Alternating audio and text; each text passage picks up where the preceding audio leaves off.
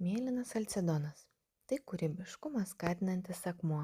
Jis atveria protą naujoms idėjoms ir padeda priimti naujas situacijas. Mėlynas halcedonas suteikia protinį lankstumą ir kalbos sklandumą. Gerina klausymo ir bendravimo įgūdžius. Jis skatina gebėjimą mokytis naujų kalbų, gerina atmintį. Šis akmuo suteikia lengvumo jausmą ir skatina optimistiškai žvelgti į ateitį. Jis gerina savęs suvokimą. Tradiciškai mėlynas halcedonas buvo naudojamas orų magijoje ir ligoms susijusioms su oro pokyčiais valyti.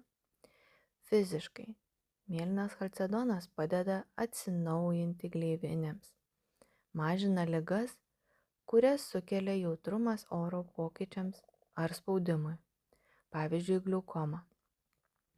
Jis stiprina imuninę sistemą, skatina limfos tekėjimą, mažina tinimą, veikia priešuždegimiškai ir mažina kūno temperatūrą bei kraujospūdį. Taip pat gydo plaučius, padeda išvalyti kvėpavimo sistemą nuo rūkymo padarinių.